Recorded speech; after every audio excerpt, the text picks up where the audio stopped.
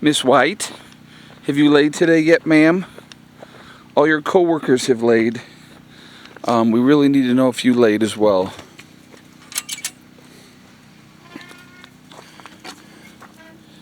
Alright, let's take a look here. Nope. Betty has taken the day off. Well, she's been pretty steady with laying, so her taking a day off is acceptable. It's a hot one today. So I actually have the generator running right now. I don't think that's a chicken feather. Huh, interesting, huh? Very cool. So it's ridiculously hot. So I ran the air conditioning for a few hours, and when I say a few hours too many. Drew the batteries down a bit, so I'm like, well, I am going to go ahead and fire up the generator and let that run for a little bit so that I can reboost the batteries through the night. I was like, I was not going to sit there and die in that heat. It was, it's cool. It feels cooler now. The sun is going down finally, but come on, baby. We were in the 90s today, so. And when Rob's in the shade, so he doesn't catch the afternoon sun. I catch the morning, midday, and afternoon sun. So everything is done and completed. Yeah, okay. So we're gonna check on Rob's progress here. For those, when you see this video was done Monday evening. All right. Done up to there. All right. So he finished his walls, folks. And I don't know if were you done with the walls earlier when we did that? I don't think so. I don't think you were either. So all the walls are done. He now has all the way back and through there, all the way up here to this point here. I caught him sleeping several times today, so he was just kind of screwing around. Those were just the times you caught me. Those are just the times I caught. Now it's grueling. To do this, it's ridiculously hot. And when you get up into the lofts, it's even that much hotter. I feel gritty everywhere. Were you gonna shower? You said, yeah.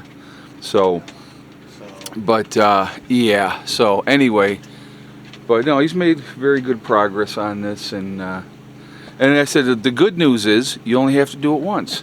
Yeah. You know, so, but no, if you can see up there in the loft, all that is now done all the way back through, and you had to put another piece up through for. Actually, I did 2 pieces on the front side of that one. Okay. And that one, 2 little pieces on the end of that first one, so I have something to nail to. I gotcha. And then I did a little piece, just the height of the railing on the back side of it. Oh, okay.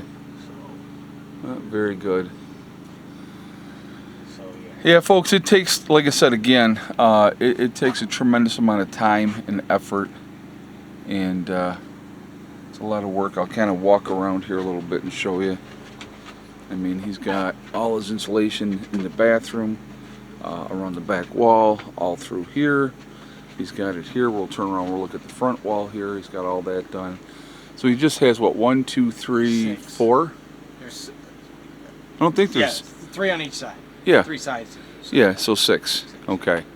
So 3 layers left. And then the 2 halves here, which I don't know what I'm going to do. I may end up pulling those ones out and just doing some sideways. So that Right, so go ahead and explain what happened.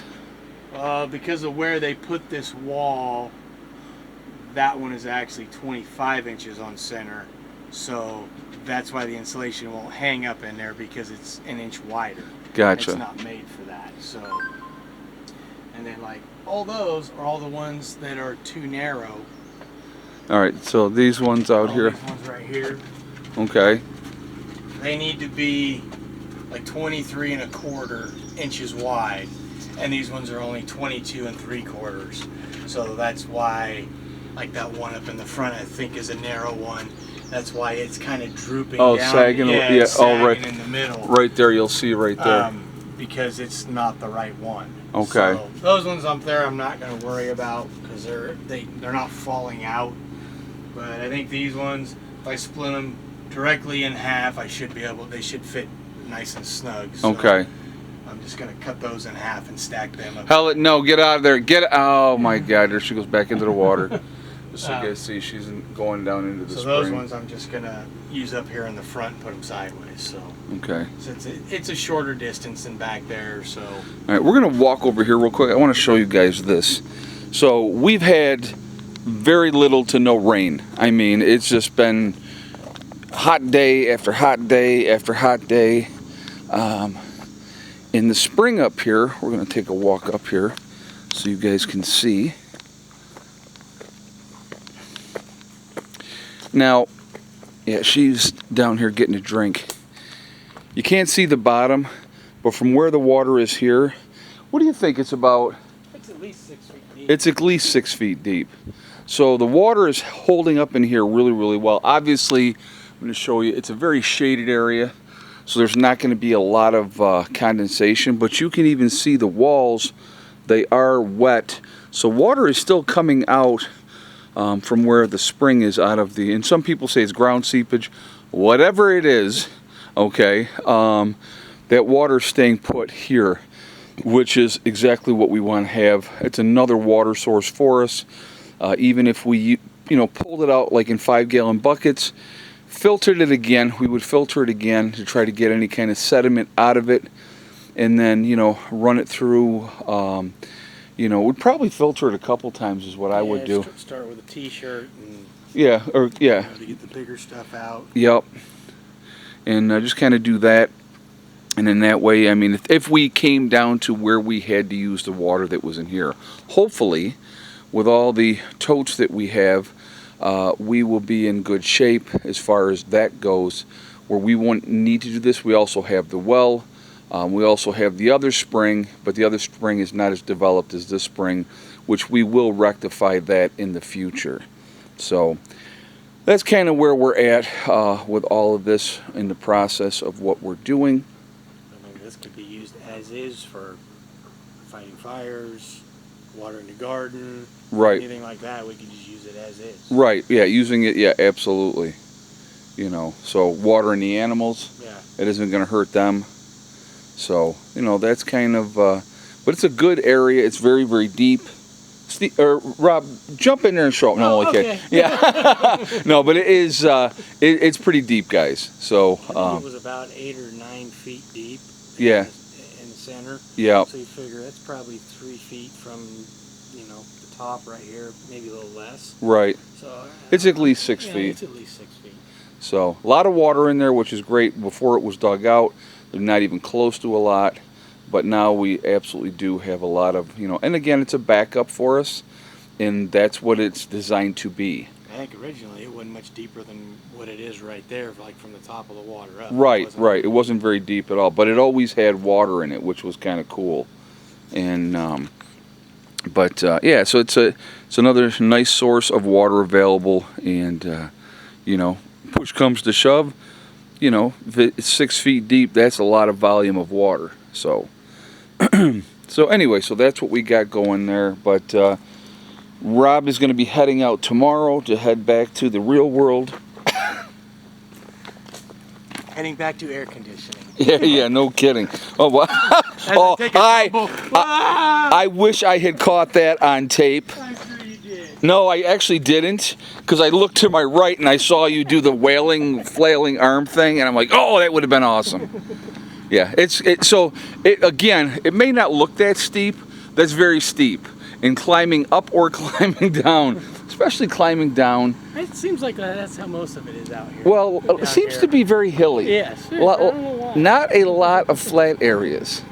So, but anyway, folks, and he's got his generator on, charging his battery as well.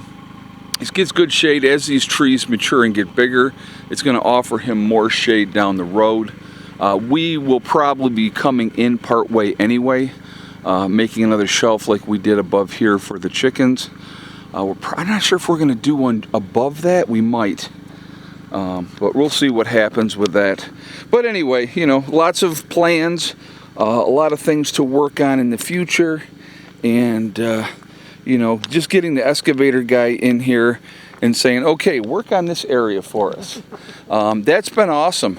You know, it saves a tremendous amount of work. I hate to think what it would have been like trying to do any of this by hand. It would have been a nightmare.